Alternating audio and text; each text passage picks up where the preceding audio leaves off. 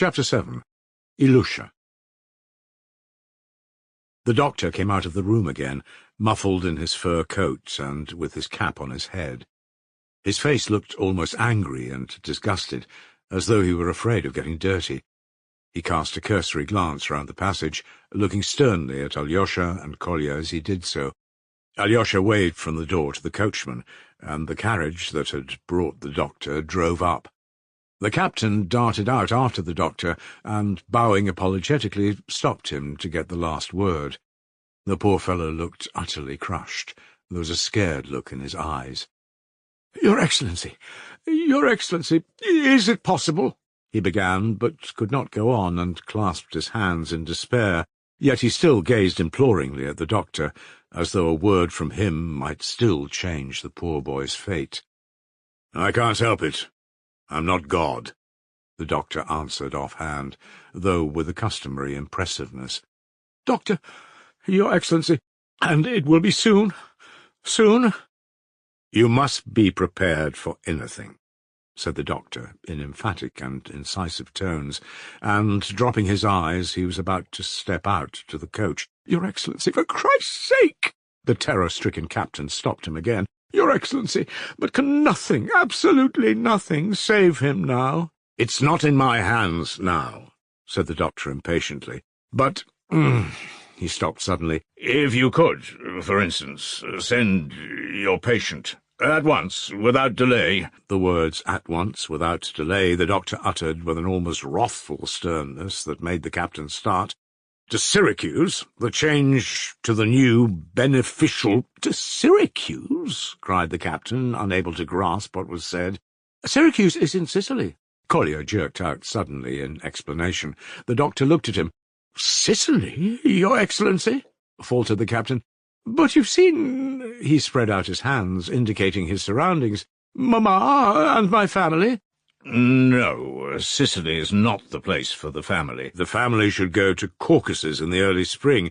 Your daughter must go to the Caucasus, and your wife, after a course of the waters in the Caucasus for her rheumatism, must be sent straight to Paris to the mental specialist Le Pelletier. I could give you a note to him, and then there might be a change." Doctor, but you see—" The captain flung wide his hands again, despairingly, indicating the bare wooden walls of the passage. "Well, that's not my business," grinned the doctor.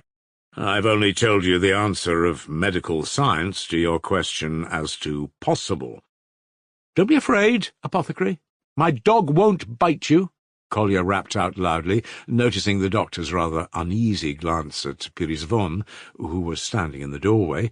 There was a wrathful note in Kolya's voice. He used the word apothecary instead of doctor on purpose, and, as he explained afterwards, used it to insult him. "What's that?" The doctor flung up his head, staring with surprise at Kolya. "Who's this?" He addressed Alyosha, as though asking him to explain. "It's Pyrizvon's master. Don't worry about me," Kolya said incisively again. "Pyrizvon, i.e. a chime of bells," repeated the doctor, perplexed. "He hears the bell, but where it is he cannot tell. Goodbye. We shall meet in Syracuse." "Who's this? Who's this?" The doctor flew into a terrible rage. "He's a schoolboy, doctor. He's a mischievous boy. Take no notice of him," said Alyosha, frowning and speaking quickly. "Kolya, hold your tongue," he cried to Krasotkin. "Take no notice of him, doctor," he repeated, rather impatiently. "He wants a thrashing, a good thrashing." The doctor stamped in a perfect fury. "And you know, apothecary, my Pyrizvon might bite," said Kolya, turning pale, with quivering voice and flashing eyes. "Ici, Pyrizvon." "Kolya, if you say another word, I'll have nothing more to do with you," Alyosha cried peremptorily. "There is only one man in the world who can command Nikolai Krasotkin. This is the man." Kolya pointed to Alyosha. "I obey him. Goodbye." He stepped forward, opened the door, and quickly went into the inner room. Pyrizvon flew after him. The doctor stood still for 5 seconds in amazement, looking at Alyosha. Then, with a curse, he went out quickly to the carriage, repeating aloud, This is... I don't know what it is." The captain darted forward to help him into the carriage. Alyosha followed Kolya into the room. He was already by Ilusha's bedside. The sick boy was holding his hand and calling for his father.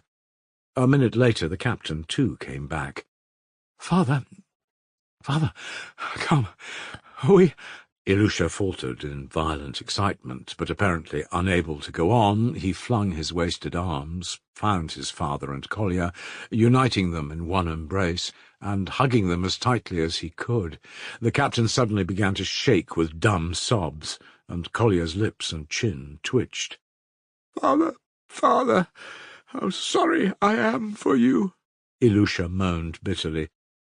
"Ilusha, darling, the doctor said you would be all right.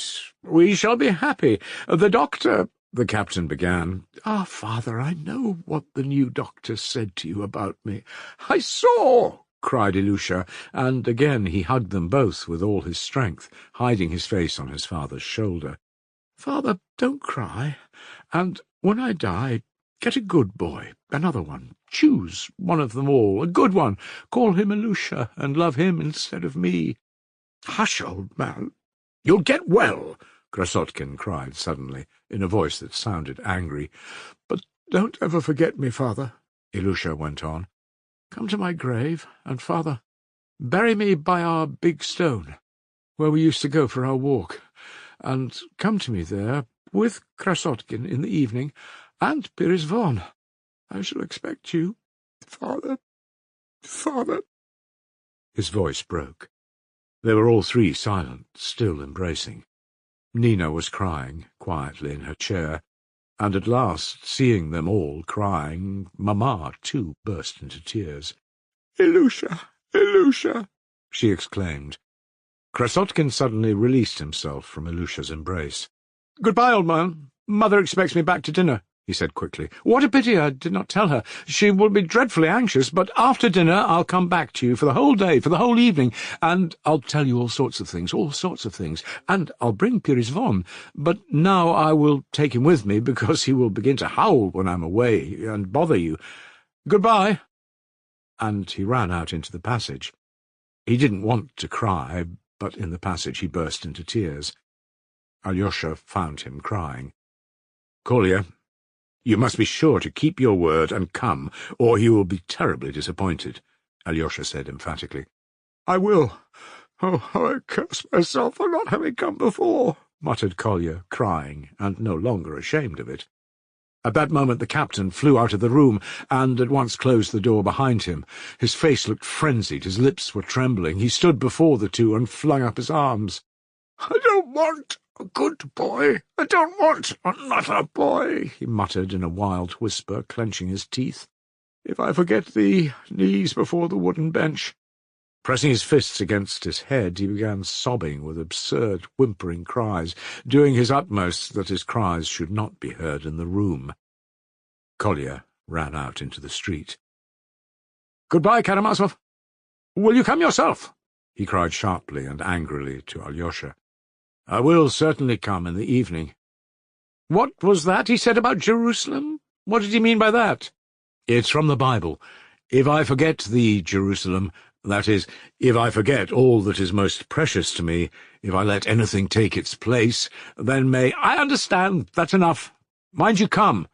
Ici, Pirisvon," he cried with positive ferocity to the dog, and, with rapid strides, he went home.